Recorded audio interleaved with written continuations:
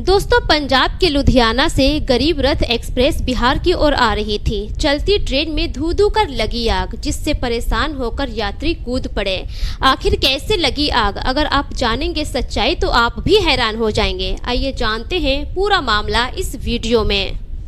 दोस्तों, पंजाब के अमृतसर से बिहार की ओर जाने वाली ट्रेन गरीब रथ एक्सप्रेस जैसे ही 18 अक्टूबर शनिवार की सुबह पंजाब के सरहिंद स्टेशन पर पहुंचती है, तभी वहां पर शॉर्ट सर्किट से एक ऐसी बोगी में जो कि 19वें नंबर का होता है, उसमें आग लग जाती है। जो आग का छींटा होता है एक महिला की साड़ी पर जाकर गिरती है, जिसकी वजह से वो महिला तो घायल होती है, साथ ही साथ उस एसी बोगी में आग बहुत तेज लगने लगती है। महिला के साथ ही साथ एक छोटी बच्ची भी होती है, वो भी आग की चपेट में आ जाती है। धीरे धीरे करके उस बोगी में धुआं बहुत ज्यादा होने लगता है, जिससे जितने भी यात्री होते हैं सभी परेशान हो जाते हैं। किसी तरह से यात्री बोगी से निकलने की कोशिश करते हैं। आग लगने के बाद जितने भी 19वें नंबर बोगी पर यात्री होते हैं वो 18वें नंबर बोगी की ओर भागने लगते हैं। 18वें नंबर पर जाने के बाद एक व्यक्ति ट्रेन का जंजीर खींच देता है। अब जंजीर खींचने के बाद जो ट्रेन के ड्राइवर होते हैं वो वहीं पर रोक देते हैं ट्रेन को।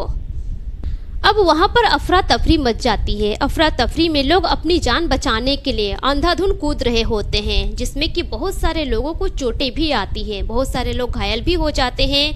लेकिन जो आग की चिंगारी होती है जिस महिला के ऊपर पड़ी थी, उस महिला का एक साइड का चेहरा बुरी तरह से जल जाता है।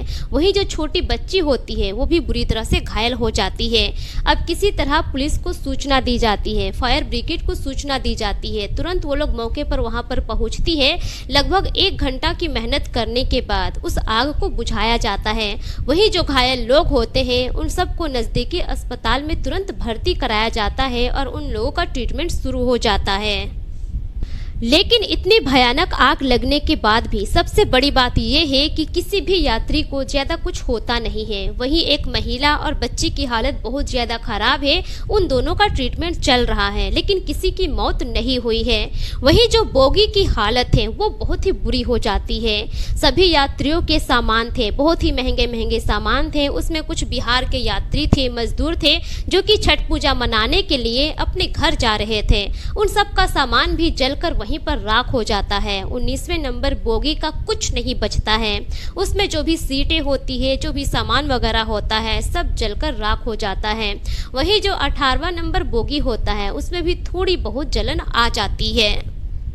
जब वहां पर इस तरह से ट्रेन में हादसा होता है तो आस पड़ोस के जितने भी लोकल न्यूज चैनल होते हैं सब आ जाते हैं वहां पर रिपोर्टिंग करने के लिए। उसी दौरान एक न्यूज रिपोर्टर 19वें नंबर बोगी के यात्री से पूछते हैं कि आप कहां के रहने वाले हैं और आपका नाम क्या है। तब जाकर वो व्यक्ति बताते हैं कि उनका नाम रोहित प्रसाद चौरसिया है, वो मुजफ्फरपुर के रहने वाले हैं। वो काम करते थे पंजाब के लुधियाना में और छठ पूजा मनाने के लिए अपने घर जा रहे थे। अब रिपोर्टर पूछते हैं कि आपका तो बहुत सारा सामान रहा होगा, उस सामान का क्या हुआ। तब जाकर रोहित प्रसाद बताते हैं कि दरअसल मैंने लगभग 35,000 रुपये की शॉपिंग की थी छठ पूजा के लिए।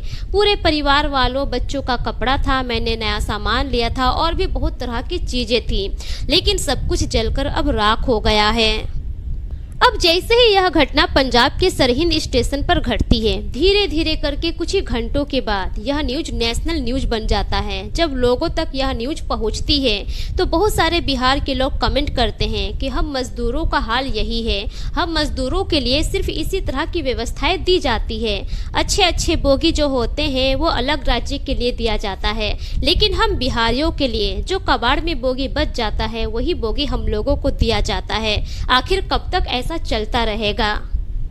दोस्तों, उस ट्रेन में जो भी घटनाएं घटी, आग की वजह से उस बोगी के जितने भी सामान जल गए, उसमें ज्यादातर बिहारी लोगों के ही सामान थे जो कि छठ पूजा मनाने के लिए अपने घर लौट रहे थे। दोस्तों, ये रहा पूरा मामला आप लोगों के सामने। अब इस पर आपकी क्या राय है, अपनी राय कमेंट सेक्शन में जरूर दीजिए। और जैसे कि अभी त्योहार का सीजन चल रहा है तो जितनी भी ट्रेनें हैं बिहार और यूपी जाने वाली, वो सभी ट्रेनें बहुत भीड़ चल रही है। ऐसे में आप लोगों को जरूरत है कि आप अपना और अपने परिवार का ख्याल रखें, सावधान रहें और सुरक्षित रहें। मिलेंगे फिर एक नई वीडियो के साथ, तब तक के लिए शुक्रिया।